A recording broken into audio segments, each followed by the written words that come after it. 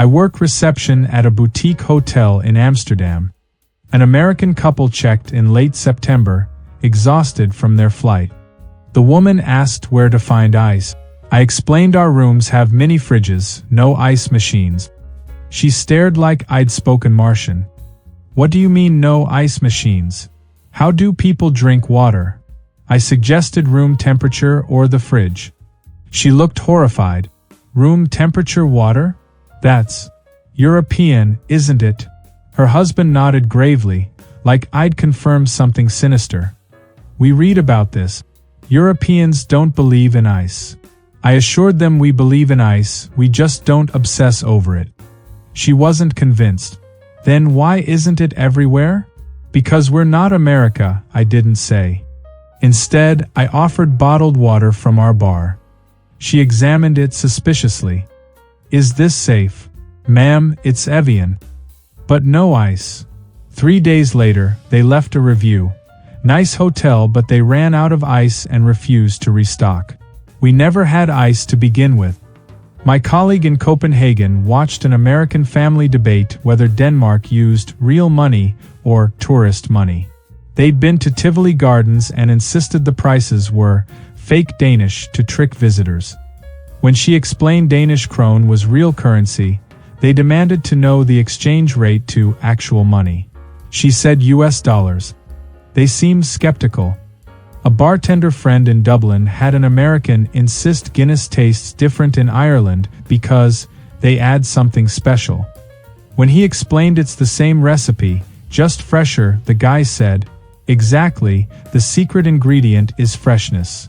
That's not an ingredient, that's logistics. Sure, that's what they want you to think. Here's the thing about unspoken European rules. They're unspoken because locals assume everyone knows them. Americans assume everyone knows American rules. When these assumptions collide, chaos follows. I'm a waiter in Munich. An American walked into our beer garden during Oktoberfest, sat at a communal table, and immediately started moving other people's steins to make room. In Bavaria, you don't touch another person's beer. Ever. The Germans stared in frozen horror. He didn't notice. He rearranged their pretzels too. There. Now everyone fits. One regular, a man who'd been coming here 40 years, spoke in slow, measured English. You have moved my beer. The American grinned. Just being helpful. The German didn't smile back. You moved my beer. The American finally sensed tension. Dude, relax. It's right there. He pointed at the stein he'd relocated. The German stood, retrieved his beer, wiped the base with a napkin, and sat at another table entirely. The American looked around, confused. Was it something I said? Yes. And something you did. He spent the rest of the meal trying to make conversation with people who'd turned their back. When he left, he told me the locals were kind of rude. Sir, you committed a Bavarian cardinal sin. What, moving a glass? That's not a thing. Here, it absolutely is. He asked if we had a comment card to file a complaint about unfriendly customers. My sister manages a cafe in Paris. An American asked for coffee to go at 10 a.m. normal request, right? Wrong. He wanted it in a paper cup, walking down the street while eating a croissant. Fine, we sell takeaway. But then he sat outside at another cafe's tables with our coffee. The neighboring cafe owner came outside, furious, yelling in French. The American smiled and waved. He thought the man was being friendly. My sister had to retrieve him. You can't sit at their tables with our coffee. He was baffled. There's nowhere else to sit. Our cafe had empty tables. But I wanted to sit outside. We have an outside section. But it's not in the sun. So you stole a competitor's sunny table? He genuinely didn't see the problem. In America, you can sit anywhere public. This isn't public, it's their business space. The sidewalk is public. The tables aren't. He argued for 10 minutes about sidewalk jurisdiction law before finally moving. Then he asked if we had real coffee, not that espresso stuff. Sir, this is France. Espresso is real coffee. It's too small. I need like 16 ounces minimum. We can do a large Americano. Why is it called that? Because Americans needed weaker coffee in bigger cup. He seemed offended by the name. So you're saying American coffee is watered down? I mean, yes? He left a review saying Parisians were territorial about furniture and judgmental about coffee. A museum guide in Florence told me about an American who tried to tip her after a tour. She politely declined. He insisted, holding out a €20 note. For your excellent service. She explained tipping tour guides isn't customary in Italy. He looked confused. But you did a great job. Thank you, but I'm salaried. Everyone accepts tips. It's universal. It's really not. He tried forcing the money into her hand. She stepped back. He placed it on a bench. Just take it when I leave. She didn't. He circled back 10 minutes later, saw the money still there, and looked personally hurt. You really don't want it? It's not about wanting, it's about professional norms. In America, refusing a tip is insulting. In Italy, pushing someone to take money they declined is ruder. He took the 20 back, mumbling about European pride. Sir, it's not pride. It's just different. My cousin works the ticket counter at Rome Termini station. An American asked what time the 14:30 train departed. 14:30, she said. He looked confused. No, I mean, what time in normal hours? That is normal, it's 2:30 p.m. Why didn't you just say 2:30? Because the schedule says 14:30. He shook his head. This is why Europe is so confusing. You guys use military time for civilians. It's 24-hour clock, standard across Europe. He wasn't buying it. In America, we keep it simple. AM and PM. You know, logical. How is adding letters more logical than counting to 24? Because 12 is easier to understand than 24. He was serious. My cousin showed him the departure board, all trains listed in 24-hour format. He studied it like ancient hieroglyph. So if I want the 6 p.m. train, I look for 1800. See, that's just math. Why make people do math? You subtract 12. That's elementary school math. Or you could just write 6 p.m. and save everyone the trouble. He missed his train because he was looking for 7:30 instead of 19:30. Blamed Italian confusing systems. When my cousin tried to help him book the next train, he asked if there was an English mode for the departure board. Sir, the numbers are universal. I drive a taxi in Prague. An American couple got in, asked me to take them to the castle. Easy fare. Halfway there, the woman noticed the fare meter. Wait, why are you charging us in Monopoly money? That's Czech koruna, our currency. But we're paying in dollars. Not in my taxi, you're not. Her husband jumped in. We were told euros work everywhere in Europe.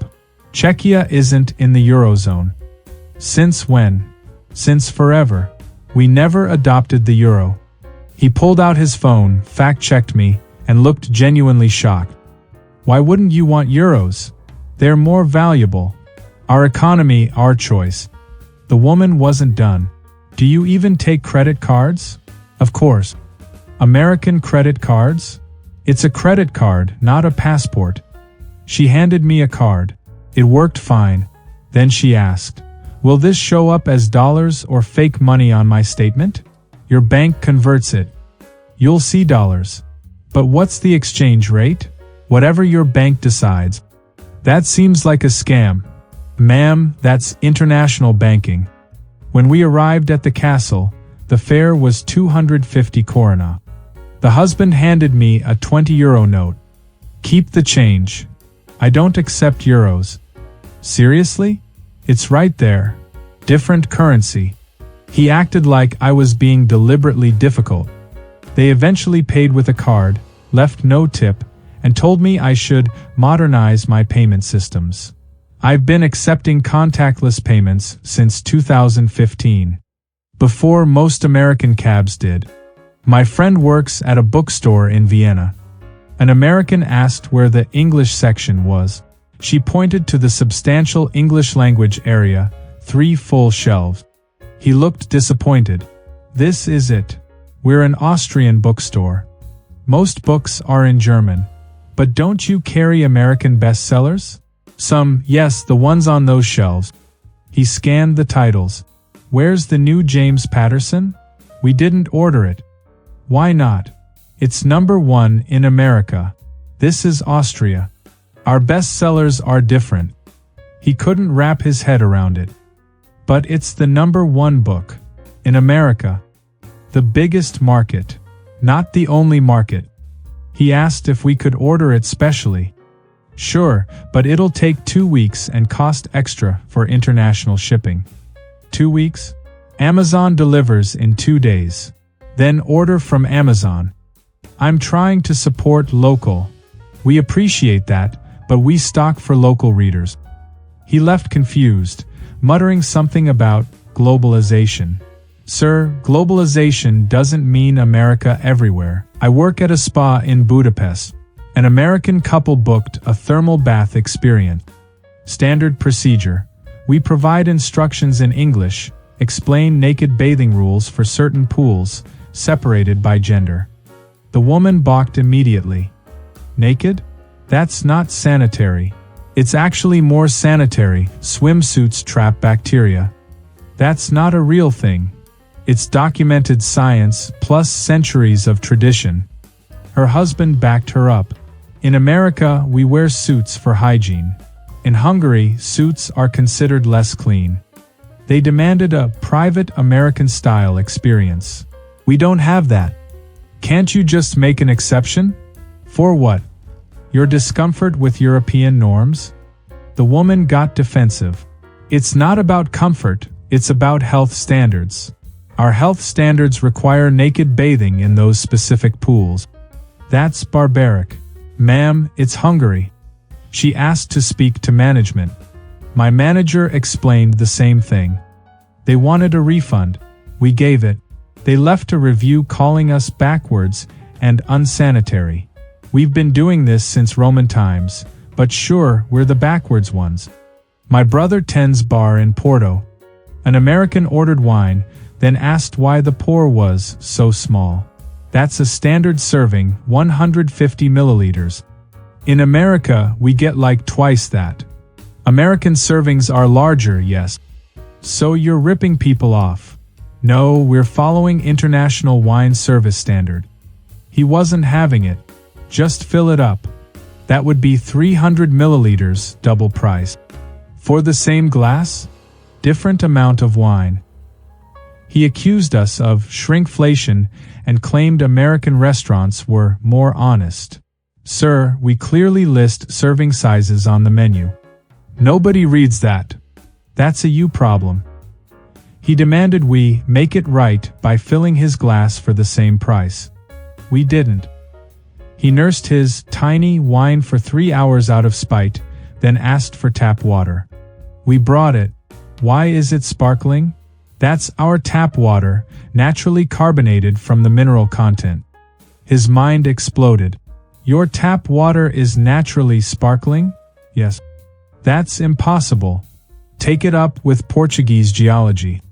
He took a picture of the glass to show people back home, because nobody will believe this. Later he asked if our beer was naturally carbonated too. No, that one's added. Oh, so you don't know how to carbonate things normally. I manage a small grocery store in Lisbon. An American came in August, height of tourist season, and asked where we kept the peanut butter. Aisle 3, imported section. He went, came back. You only have 2 brands. Correct. Where's the rest? That's what we stock. He couldn't comprehend it. In America, there's like 50 brands. Crunchy, smooth, organic, honey roasted, reduced fat, extra crunchy, natural, omega-3 enriched. We have 2. Most Portuguese people don't eat peanut butter. How is that possible? What do you put on sandwiches? Cheese, ham, typical sandwich ingredient. For breakfast. We don't really do peanut butter toast. Then what do you eat? Pastries, bread with jam, coffee, sometimes toast with butter and jam. He looked disturbed. That's so much sugar. You just described American breakfast cereal. That's different. That's fortified with vitamins. So is our bread. He picked up both jars, our entire stock, examined them like archaeological artifacts, then bought both. He came back 3 days later asking when we'd restock. We restock monthly. His face fell. Monthly? What if you run out? We rarely sell any. You just sold 2 jars. Yes to you. What about other Americans? You're the first one who bought any in 6 weeks. He tried lecturing me about inventory management and customer demand forecasting, explaining that in America, stores predict tourist patterns and adjust stock accordingly. I let him finish. Then I told him the British shop 2 blocks down stocks 6 brands, including his favorite American ones. Why didn't you say so earlier? You didn't ask. You just assumed we were incompetent. He started to argue, stopped, then asked for directions. I wrote them down. He thanked me, paused, then said, "You know, Europe would be easier if you guys just did things the normal way." I smiled. We do. This is our normal. Look, Europeans aren't better than Americans. We're just different. Our unspoken rules are unspoken because they're embedded in daily life, passed down through generations, woven into our social fabric. Americans aren't stupid. They're operating on a different set of deeply ingrained assumptions, shaped by their own culture and geography. The comedy isn't in the confusion itself. It's in the confidence, the absolute certainty that their way is universal law, that their normal is everyone's normal, that if something differs from their experience, it must be wrong or inefficient or deliberately difficult. It's the doubling down when corrected, the elaborate justifications, the appeals to logic that only make sense within their own cultural framework. Want more stories about cultural chaos and confident confusion? Next time, Americans versus Asian social rules. Spoiler, nobody survives the chopstick etiquette wars, and the shoe removal debates get heated.